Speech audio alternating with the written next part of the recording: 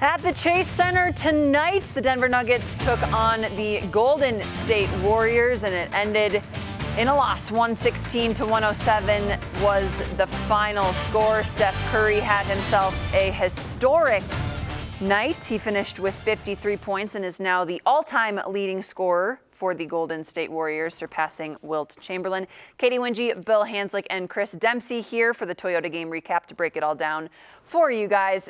Give me just a quick sum up of how this game went for the Nuggets. Well, I thought the Nuggets were okay in the first half in a 5-point lead.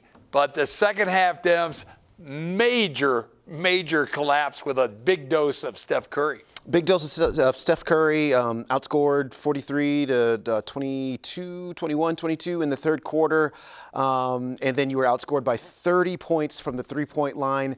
Those will equal a loss in most occasions. The loss itself stung for the Denver Nuggets, but also Jamal Murray went down with an injury to his left knee in this game, and it did not look good. He sort of planted awkwardly. It looked like he may have hyperextended his leg. We're waiting to see what type of imagery the MRI shows, so he's getting looked at and evaluated right now. But as you can see, he was carried off the floor. That was late in this game for the Nuggets. Jamal finished with 17 points, and he had missed the last 4 games because of right knee soreness. So this is the other knee now. And if this, extends Jamal Murray's absence from this Nuggets team, what does that mean? Well, it means you've lost a lot. But as players go, you got to pick it up. You got to move on. And who'll start? How the bench rotation will change. I'm going to guess Monte Morris would be your starter. Facu off the bench, but that could flip-flop either way. But they lose a ton losing Jamal Murray. Yeah, you lose that leadership.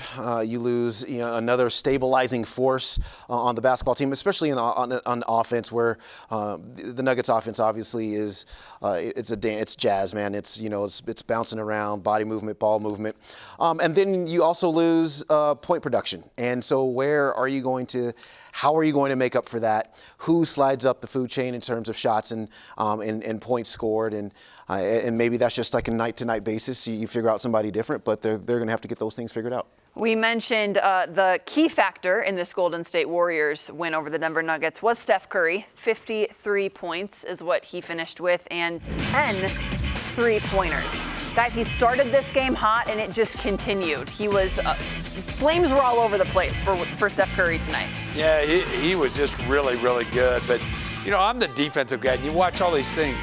How many times did he get a pretty good look with no body contact? Just you gotta fight him a little bit. I thought the guy, interestingly, Demps, in the fourth quarter, Steph had 48 after 3.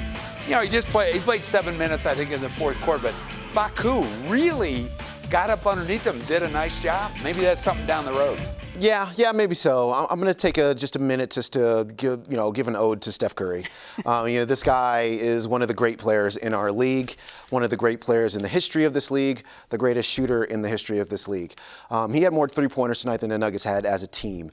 He needed 19 points to pass Wilt Chamberlain in his franchise's all-time scoring list. He did that in the first quarter. And so, listen, for more than a decade, there have been teams that have been trying to figure out ways to slow down and stop Steph Curry. This would be game number, 7 in a row that he's scored at least 35 points.